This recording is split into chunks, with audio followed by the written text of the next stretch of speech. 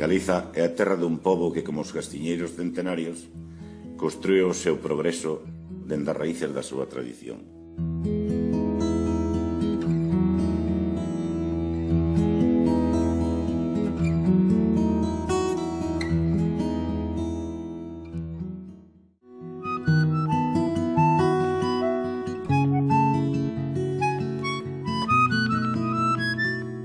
De formación son bióloga, pero pouco a pouco xa me convertín en empresaria. O noso obxectivo é traballar por este medio rural galego e tamén por aportar valor añadido a un produto final que é o aceite galego. O propio traballo que desenvolvemos na empresa é unha volta á orixe, é volver a Galicia e retomar tanto a parte tecnolóxica de investigación como unha recuperación de textos históricos, de valoración co entorno e tamén un achegamento ás familias o que hai no rural. Ese achegamento tamén a nivel persoal foi o que fixo que para min tomar esa decisión de desenvolver ese traballo en Galicia e dar valor o que temos e tamén crear un equipo de traballo que tivese eses mesmos valores. Iniciar este proxecto empresarial veu de forma natural. Empezamos a ter moita información no laboratorio das altas cualidades que tiña o froito en Galicia, de que tiña aceituna e tamén do aceite. Uns dos proxectos nos que estábamos traballando era de nutrición para diferentes colectivos. Estábamos buscando produtos galegos que poideran servir nesta nutrición especializada. Recorríamos o medio rural buscando novos produtos que tivesen diferentes características. Houve unha casualidade que foi ir co coche e ver que había oliveiras en Galicia. Recollín ese froito, levei no laboratorio e o que vin é que estas características eran excelentes. O que nos conta a historia é que as oliveiras en Galicia chegaron da man dos romanos. Posteriormente, os reis católicos mandaron talar todas esas oliveiras. Quedan en diferentes zonas ailladas, principalmente zonas montañosas que resistiron este mandato.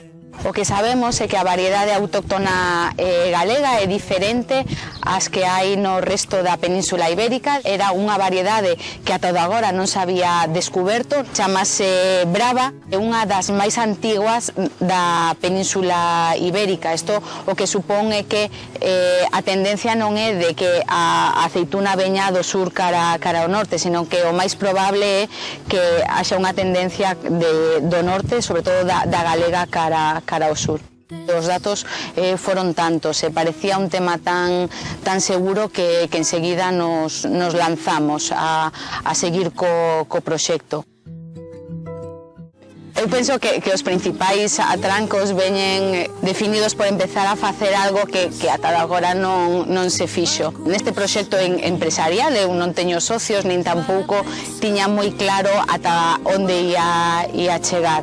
Penso cada día que a solución é intentar probar. O mellor tamén é ter un bo equipo, un equipo de confianza. Creo totalmente neste tema, sei que vai sair dunha forma ou outra e tamén sei que se isto non sale temos a capacidade como para emprender outro tema e seguir cara adiante.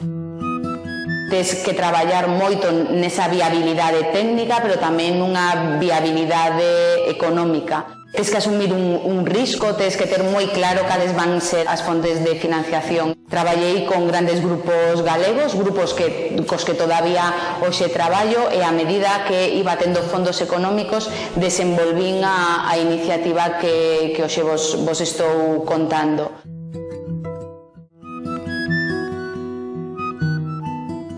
O noso obxectivo foi recuperar esta tradición e darlle este valor galego, este valor de calidade. O que fixemos foi implementar ainda máis esta calidade para facer que o aceite galego, que o noso lei poida competir a nivel internacional. Por suposto que o noso aceite, que o aceite galego e finalmente o que fomos capaces de implementar con o lei representa xa hoxe unha nova marca e unha nova imaxe de Galicia no exterior.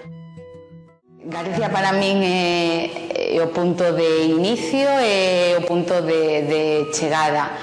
Teño moi claro que este é o sitio onde teño que desenvolver todo o que aprendín e o que son capaz de facer. O meu obxectivo é ser capaz de devolver toda esta riqueza que Galicia me diu, e teño moi claro que aquí me quedo e aquí seguirei crecendo.